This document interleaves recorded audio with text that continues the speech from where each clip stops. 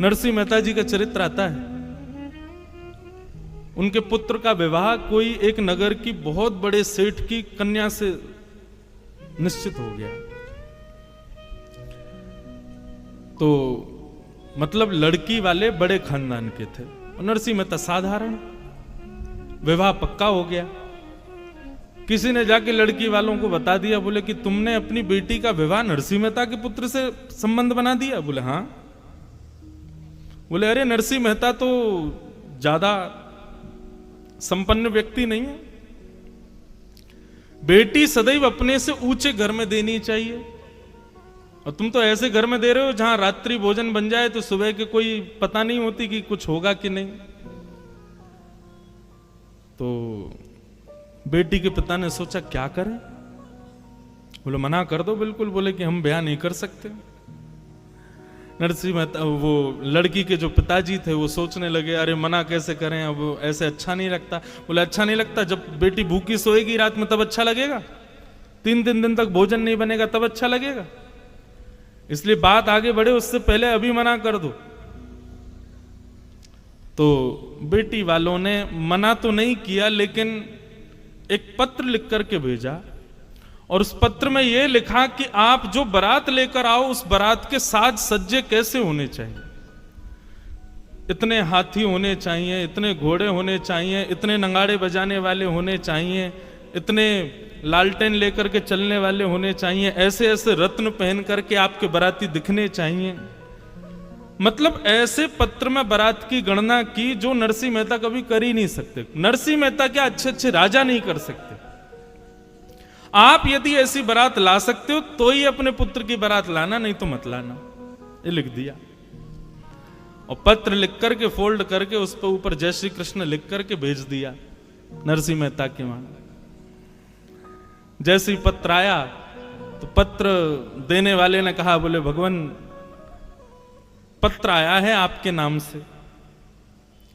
उन्होंने जैसे पत्र देखा, पत्र देख करके बोले मेरे नाम से नहीं है, इस पर तो जय श्री कृष्ण लिखा है, ये भगवान के नाम का पत्र है, ठाकुर जी का पत्र है, भैया भगवान की वस्तु हम क्यों पढ़ें। और नरसिंह मेहता ने पत्र खोल के देखा ही नहीं, जय श्री कृष्ण लिखा था, ठाकुर जी के सामने रख दिया। बोले लाल जी आपके नाम से पत्र आया है, आप ही पढ़ लीजिए, अब दूसरों की बात मैं पढ़ता नहीं हूं, इसलिए इसमें समझ लीजिएगा जो भी आपके प्रेमी ने लिख के भेजा है। ठाकुर जी खड़े खड़े मुस्कान लगे, बोले कि अरे नरसिंह पढ़ तो ले एक बार, तुम 4-5 दिन बाद बारात ले जाओगे, नाक कटवाओगे मेरी। लेकिन नरसिंह मेहता का इतना अटूट विश्वास कि जय श्री कृष्ण लिखा है तो मतलब ठाकुर जी का पत्र है, मुझे नहीं देखना है। और जब ठाकुर जी को पत्र दे दिया तो फिर नरसिंह मेहता तो अपनी पतली सी घोड़ी पे बेटा को बैठाए 4 बारातियों को लिए चलने लगे। ठाकुर जी बोले भैया नरसिंह अकेला जा रहा है, नाक कट जाएगी अगर ऐसे गया तो। पत्र जब हमारे हवाले किया तो जो जो पत्र में लिखा था, किसी गली से घोड़ों की कतार आ गई, ले करके लोग आ गए, दुल्हा को लाके बढ़िया घोड़ी पर बैठा दिया, कहीं से हाथियों पर चढ़ के महाराजा आ गए। नरसिंह मेहता सोचते जा रहे हैं पता नहीं कहां से कौन आ रहे हैं, हमारे पुत्र के मित्र सखा आदि होंगे। देखते ही देखते ऐसी बारात हो गई, ऐसी बारात हो गई, 33 कोटि देवता बारात में आ गए।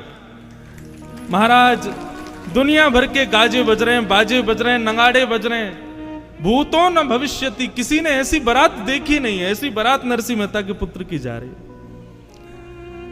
उस नगर में हल्ला हुआ, बोले तुम्हारी बेटी के लिए जिस वर्ष से ब्याह होना वो बारात पर लेकर के आ रहा है अपनी बारात। बोले कैसी बारात है। बोले ऐसे नहीं, ऊपर कहीं पहाड़ी पर चल के देखो, वहां से दिखेगी।